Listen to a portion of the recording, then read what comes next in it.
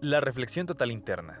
La reflexión total interna es el fenómeno en el cual un rayo de luz que va desde un medio óptico de cierta densidad hacia otro medio óptico de densidad menor se refracta.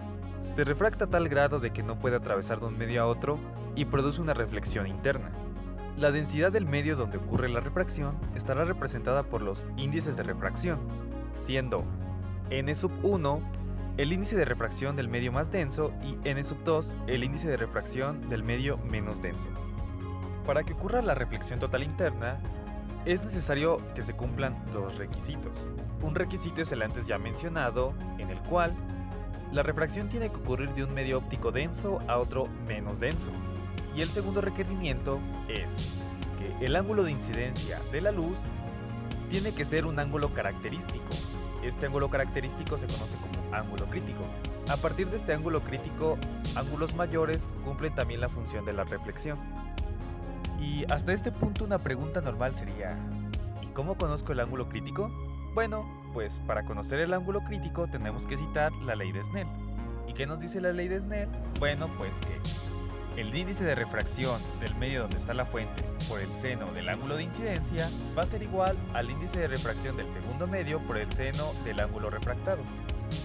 De esto último, despejemos el seno del ángulo de incidencia, pasando el índice de refracción del medio más denso a dividir la otra parte, teniendo así que el seno del ángulo de incidencia va a ser igual a el índice de refracción de menos densidad sobre el índice de refracción de mayor densidad por el seno del ángulo de refracción.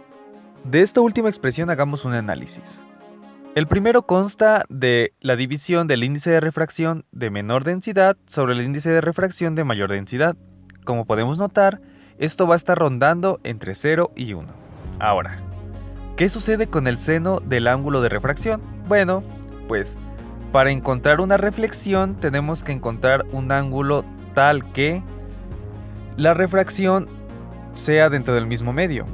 ¿Y esto cómo sucede? Bueno, pues sucede cuando el ángulo de refracción está a 90 grados. De esta forma permanece al límite y en el medio.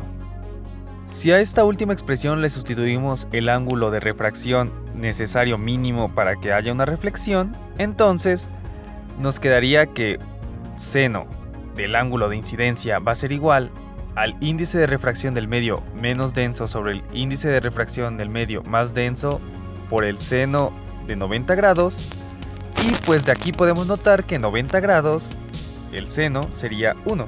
Entonces simplemente nos quedaríamos con la expresión del seno del ángulo de incidencia sería igual a la división del índice de refracción del medio menos denso sobre el índice de refracción del medio más denso. En la imagen siguiente podemos notar qué es lo que sucede, teniendo a θ1 como el ángulo de incidencia y a θ2 como el ángulo de refracción. Y así en el ejemplo se puede notar más fácilmente. Y para finalizar, lo único que constaría es de despejar el ángulo crítico. Y la expresión final quedaría como el ángulo crítico sería igual al arco coseno de el índice de refracción del medio menos denso sobre el índice de refracción del medio más denso. Y así concluiríamos esto. Ahora echemos un pequeño vistazo a la reflexión total interna a partir del principio de Huygens.